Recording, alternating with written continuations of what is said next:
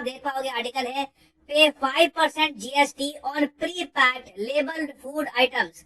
उसके अलावा hospital room जो है, जो 5,000 से ऊपर के कॉस्ट करते हैं, इन सब पर टैक्स अब बढ़ा दिया गया है। अब इस निर्णय को लेकर बहुत सारे ट्रेडर्स ने टैक्स अब बढ़ा दिया गया है। अब इस निर्णय को लेकर बहुत सारे ट्रेडर्स ने प्रोटेस्ट किया है, ये कहा है कि जीएसटी नहीं लगाना चाहिए, बट सरकार ने निर्णय ले लिया है।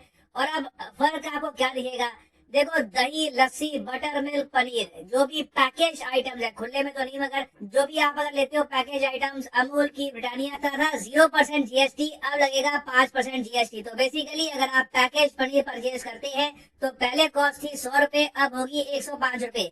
एक एग्जाम्पल के रूप में आपको समझा रहा हूँ। उसके अलावा 5% जीएसटी अब लगेगा चावल की खरीद पर, गेहूं, ओट्स, गुड़ आप परचेज करते हैं, नेचुरल हनी आप परचेज करते हैं। जो हॉस्पिटल रूम्स है 5,000 रुपीज से अधिक, वहां पर भी 5% अब जीएसटी लगेगा। उसके अलावा जो होटल रूम्स हैं उन पर भी अब 12% जीएसटी लगेगा। सिमिलरली ये काफी अजीब बात है वैसे, जो सोलर वाटर हीटर है, जो मेरे हिसाब से जिसको प्रमोट करना चाहिए, जिस पर जीएसटी नहीं होना चाहिए, इस पर पहले ही 5% जीएसटी था, अब 12% जीएसटी यहाँ पे लग जाएगा। फिर एलईडी लैंप्स, लाइट्स, इन पर पहले 12% जीएसटी था, अब हो जाएगा 18%। इवन बैंक चेकबुक पर भी अब आपको जीएसटी पे करना होगा। तो इससे देखिए ऑब्वियसली आपकी जेब को झटका लगेगा। बहुत सी आइटम जो आप रेगुलर बेसिस पर परचेज करते हैं, ये अचानक से महंगी हो जाएगी। हालांकि यहाँ पर रिजर्व बैंक ऑफ इंडिया ने ये कहा है कि ये टैक्स वगैरह तो ठीक है, हमने इंक्रीज किया, इसका रीजन मैं आपको बताऊंगा, मगर इन्फ्लेशन ऑल टुगेदर अब कंट्रोल में आ रही है। आरबीआई के स्टाफ ने ये कहा है कि जुलाई 2022 में हो सकता है कि इन्फ्लेशन पीक कर गई हो, अब इसके बाद शायद अब बहुत ज्यादा महंगाई नहीं बढ़ेगी। ऑलरेडी वैसे मैं आपको ये बता दूं कि इन्फ्लेशन रेट पिछले कुछ महीनों में ये 7% से लेकर 7.5% के आसपास झूल रहा है, जो अपने आप में काफी हाई है। हालांकि इंडिया की इन्फ्लेशन को आप अगर कंपेयर करोगे बाकी दुनिया से, तो यूरोप में ऑल टाइम हाई इन्फ्लेशन चल रही है, यूके में 40 ईयर हाई, यूएसए में 40 ईयर हाई, मेक्सिको में 20 ईयर हाई। नाइजीरिया की इन्फ्लेशन देखा गया कि रिसेंटली 20% ऊपर शूट कर गई थी। तो कई देश हैं वहां पर इन्फ्लेशन की वजह से हालत काफी खराब है। कंपैरेटिवली इन्फ्लेशन इंडिया में कंट्रोल में है, मगर जो ये टैक्स बढ़ा दिया गया है इससे मिडिल क्लास को काफी चोट पहुंचेगी। क्योंकि आप नोटिस करेंगे जो भी मैंने आइटम्स यहाँ पर मेंशन करी है, ये इकोनॉमिकली जो लोअर क्लास है वो इतना परचेज कर नहीं पाती। ये सीधा आप कह लीजिए जो मिडिल क्लास है उनसे सरकार पैसा वसूलेगी। नाउ सरकार ऐसा क्यों कर रही है, डिस्कस करते हैं इस टॉपिक को इन डेप्थ। मगर आगे बढ़ने से पहले आपसे क्वेश्चन सर्विसेज टैक्स। क्या आपको बताएं कि इस साल जुलाई के महीने में सरकार सेलिब्रेट कर रही है 5 इयर्स ऑफ जीएसटी। यहाँ पर आप देख पाओगे ट्वीट है हमारे देश की वित्त मंत्री की, और इवन हमारे देश के प्राइम मिनिस्टर ने कहा है कि we mark 5 years of GST, a major tax reform that furthered ease of doing business and fulfilled the vision of one nation one tax। मुझे याद है मोदी जी ने आज से बहुत लंबे समय पहले ये कहा था कि कई जो बेसिक आइटम्स है, दूध, दही वगैरह, ये कभी जीएसटी के अंडर नहीं आएंगी। यहाँ तक कि पहले गेहूं, चावल, दही, लच्छी, छाछ, इस पर भी टैक्स लगता था। आज ये सब जीएसटी के बाद टैक्स फ्री हो गए। वेल कुछ समय के लिए टैक्स फ्री रहा, मगर अब वापस इन पर टैक्स लग चुका है। और रीजन देखिए आप सबको पता है क्या होगा, सरकार को अधिक रेवेन्यू चाहिए।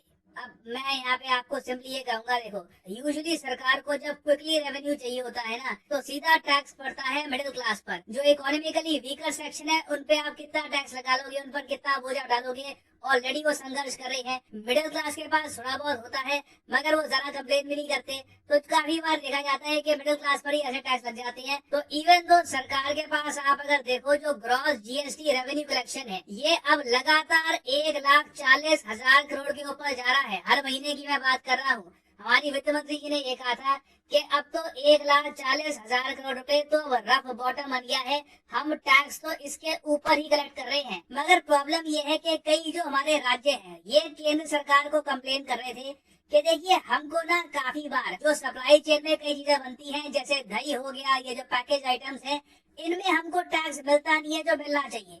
तो सरकार को मजबूरन यहाँ पर टैक्स लगाना पड़ा। क्योंकि आपको पता होगा जब भी आप कुछ चीज परचेज करते हो, फॉर एग्जाम्पल आपने 10,000 रुपए की कोई आइटम परचेज करी, उस पर जीएसटी आपका लगा 18%। तो 18% के हिसाब से कितना जीएसटी हो गया? 1800 रुपए। टोटल आपका बिल बैठेगा 11,800 रुपए। अब इसमें आपने जो ये 18% जीएसटी पे किया है ना, ये एक्चुअली एक हिस्सा जो है इसका 50% ये जाएगा सेंटर के पास जिसको हम कहते हैं सीजीएसटी, 50% जाएगा स्टेट के पास जिसको हम कहते हैं एसजीएसटी। तो जो ये एसजीएसटी है ना, इसके पीछे कई स्टेटें पड़ गई थी। उन्होंने कहा कि हमारे पास पैसा कम पड़ रहा है, हमारा बजट कम पड़ रहा है, हमें रेवेन्यू का और साधन दीजिए। तो सरकार को यहाँ पर यही रास्ता दिखा के ठीक है, अभी कई आइटम जो जीएसटी के अंदर नहीं आती थी उनको जीएसटी के अंदर लेके आओ ताकि स्टेट को भी यहाँ पर एडिशनल रेवेन्यू मिल पाए ना। सारा जो यहाँ पर ये ब्लेम है इसका मैं स्टेट पे नहीं डालूंगा। ऑब्वियसली सेंटर भी यहाँ पर चाहता है कि इनको एक्सेस रेवेन्यू मिले, क्योंकि हमारा जो करंट अकाउंट डेफिसिट है, मतलब कि हम इंपोर्ट कितना करते हैं, एक्सपोर्ट कितना करते हैं, उसमें जो डिफरेंस है ये देश को नेगेटिवली इम्पैक्ट कर रहा है। हमारा देश इंपोर्ट बहुत ज्यादा कर रहा है, एक्सपोर्ट भी कर रहा है बहुत कुछ, मगर इंपोर्ट बहुत ज्यादा कर रहा है। इससे हमारी करेंसी लगातार गिरती जा रही है। तो इवन दो सरकार के पास रेवेन्यू तो बहुत सारा आ रहा है, सरकार को और ज्यादा रेवेन्यू चाहिए, क्योंकि कोविड-19 का जो इम्पैक्ट था वो भी सरकार को मैनेज करना है। फिर उसके बाद रशिया यूक्रेन के बाद जो एक माहौल बन गया है आर्थिक मंदी का, कि आर्थिक मंदी बस आने वाली है। दुनिया भर में हम देख रहे हैं कंट्रीज डिफॉल्ट कर रही है, रशिया डिफॉल्ट कर चुका है, अभी श्रीलंका डिफॉल्ट कर गया, श्रीलंका ने तो इमरजेंसी भी घोषित कर दी है। अब तो माहौल देखिए इकोनॉमिकली बहुत ज्यादा खराब है, और ऐसे टाइम में सरकार चाहेगी कि सरकार के पास इतना पैसा हो कि कल को कोई भी शौक आए हम उसको प्रॉपर पाए। तो इसीलिए सरकार ने यहाँ पर ये जो कई आइटम्स हैं इन पर टैक्स इंक्रीज कर दिया है। मगर मैं पर्सनली मानता हूँ कि दो आइटम्स पर टैक्स इंक्रीज नहीं करना चाहिए था। एक तो हॉस्पिटल रूम्स, दूसरा सोलर वाटर हीटर।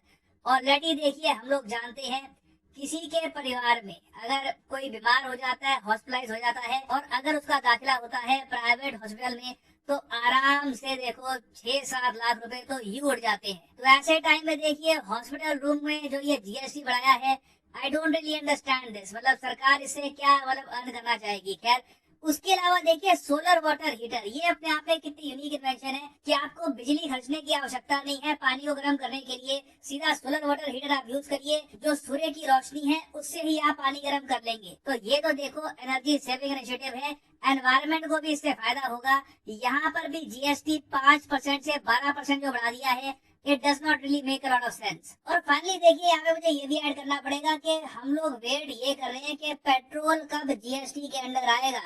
मतलब बाकी सब चीजें आ गई, दही आ गया, पेट्रोल नहीं आया।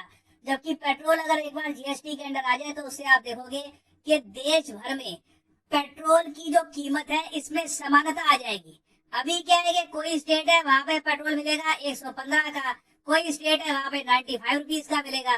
तो एक जब एक एवरेजिंग हो जाएगी तो उससे पूरे देश को फायदा मिलेगा। तो उम्मीद तो मेरी यहाँ पर यह है कि अगर सरकार इन सब आइटम्स को जीएसटी के अंदर ला रही है तो पेट्रोल डीजल को भी अब अबाउट टाइम है कि ये जीएसटी के अंडर